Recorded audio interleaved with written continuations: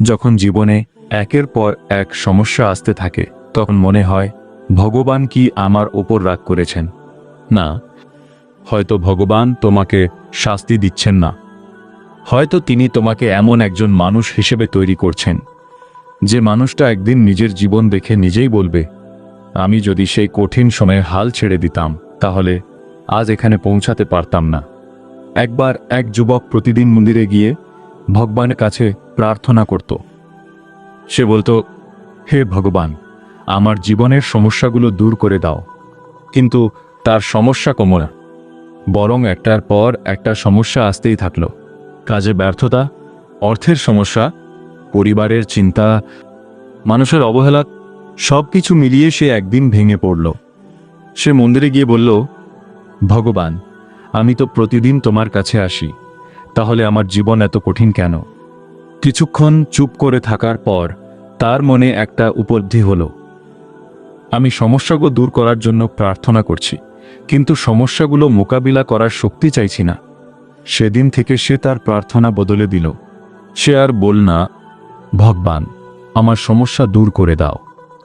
সে বলল, ভগবান, সমস্যা যতই আসুক আমাকে যেন ভেঙে না দেয়, আমাকে শক্তি দাও, সঠিক পথ দেখাও।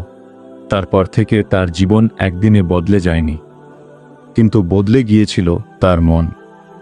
আগে সমস্যা দেখলে সে ভয় পেত, এখন সমস্যা দেখলে বলতো, এটাও একদিন পার হয়ে যাবে। আগে ব্যর্থ হলে সে নিজেকে দুর্বল ভাবত, এখন বলতো, ব্যর্থতা আমাকে শেখাতে এসেছে। আগে মানুষ তাকে কি বলছে সেটা নিয়ে চিন্তা করত, এখন সে নিজের কর্মের দিকে তাকাত, আর ধীরে ধীরে তার জীবনও বদলাতে শুরু করল। বন্ধুরা, জীবনে একটা কথা মনে রাখবেন, ভগবান সবসময় আপনার পরিস্থিতি পরিবর্তন করবে না, কিন্তু পরিস্থিতির সঙ্গে লড়াই করার শক্তি দিতে পারেন।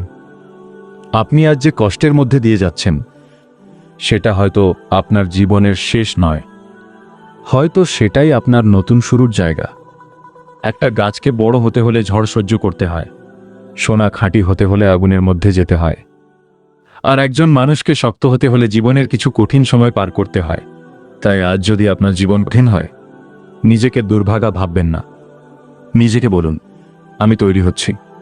যে মানুষ তোমাকে আজ অবহেলা করছে তার স্বীকৃতির জন্য অপেক্ষা করো না, নিজের কাজ করে যাও। যে মানুষ তোমাকে বলছে তুমি পারবে না, তাকে উত্তর দেওয়ার দরকার নেই, তোমার সাফল্যই একদিন উত্তর দেবে। যে স্বপ্নের জন্য আজ তুমি কাঁদছ, সে স্বপ্নের জন্যই কাল তুমি হাসতে পারো। তাই আজকের কষ্টের কারণে আগামীকালের আশা নষ্ট করো না। বাগেশ্বর ধাম বাবার ভাবধারার সঙ্গে মিল রেখে বলা যায়, ভক্তি মানে শুধু ভগবানের কাছে কিছু চাওয়া নয়, ভক্তি মানে ভগবানের ওপর বিশ্বাস রেখে নিজের কর্তব্য করে যাওয়া।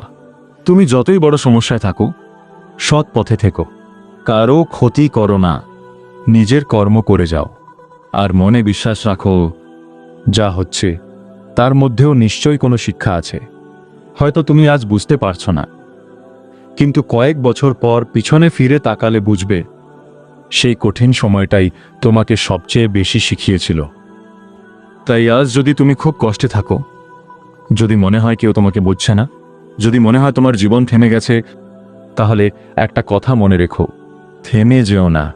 একটু বিশ্রাম নিতে পারো, কিন্তু হাল ছেড়ো না। কাঁদতে পারো, কিন্তু স্বপ্ন ছেড়ো না।